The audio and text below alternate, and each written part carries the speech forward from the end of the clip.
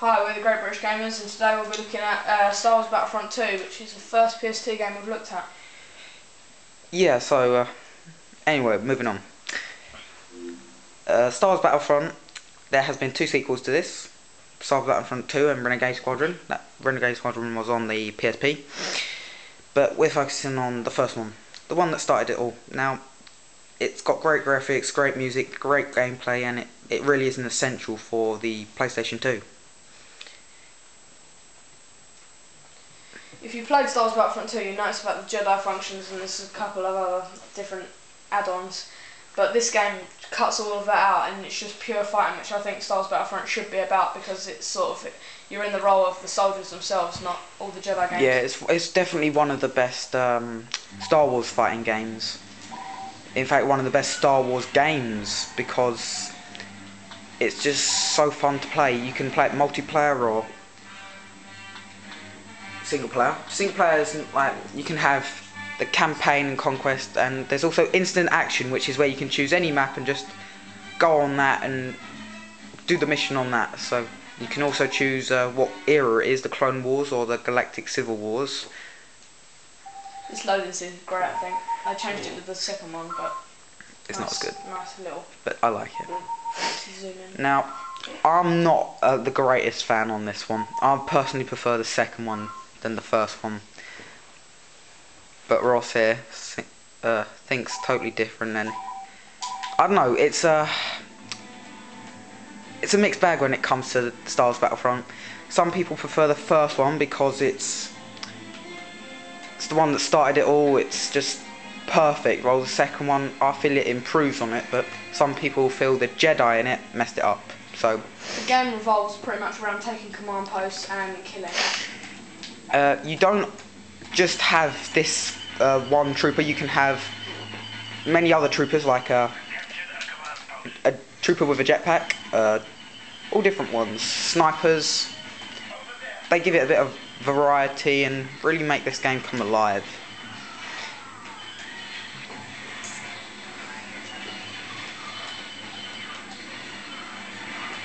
Now, the aiming on this, there's no lock-on or nothing like that. It's all there is a slight lock-on, I'd say, but it's more,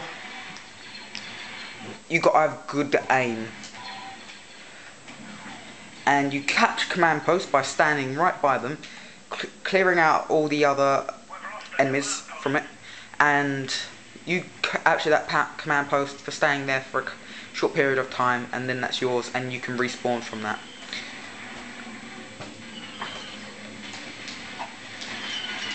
Now you get all grenades and all different weapons.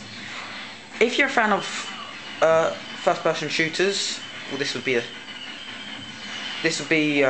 really quite great. It's one of the few on the PS2, but it's certainly really fun. If you're a Star Wars fan, this is certainly for you, because I'm not really the biggest shooter fan, but I really like this. I really do.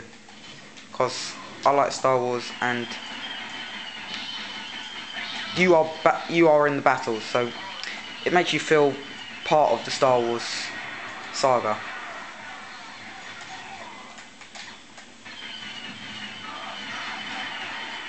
Pretty much, the gameplay is just normal first-person shooter, but it seems to work well because of there's almost like a freedom to that sort of.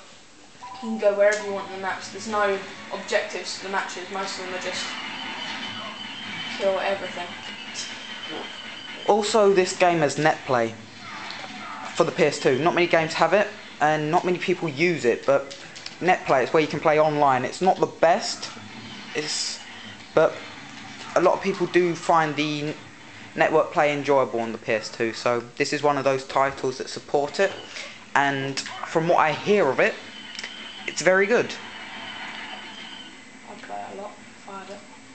The only reason I don't play it is because I don't have the network adapters, so because they are quite, hard to get. So the single player and multiplayer on this is sufficient, really.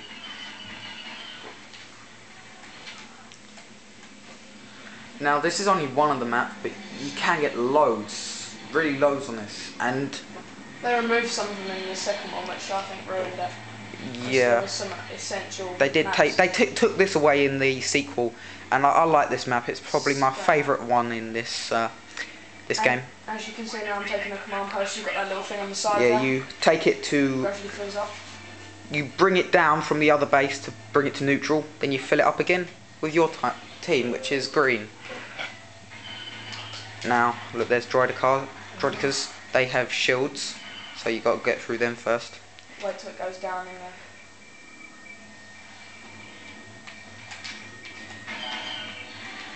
Now the controls are really good on this. They're really quite great. It's really, I wouldn't say it's the most accessible game ever, but it's alright for accessibility. I mean, it's quite easy to pick up and play, but it's not the easiest game ever, because the controls take a little time to get used to, using the R1 and all stuff like that for shooting, because PS2 wasn't really designed for shooting games, I'd say.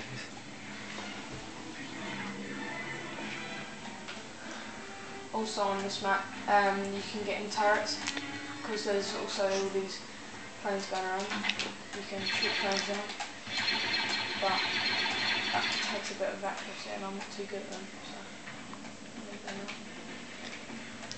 See if we can find us a jet.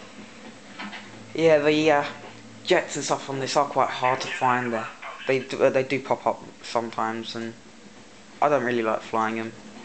I find them a bit awkward, but some others will. So depends what you like, really. So yeah, it's a really great game, and if you don't have it, Get it. I'd say get it.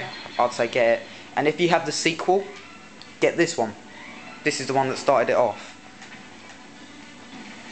The Galactic Conquest and the Historical Campaign are great features. Yeah, they are. Because the Historical Campaign just follows basically the storyline for all the films, and you take part in all the battles. And Galactic Conquest is like a campaign map where you take control of planets and gain bonuses from them planets. Yeah, so It's great.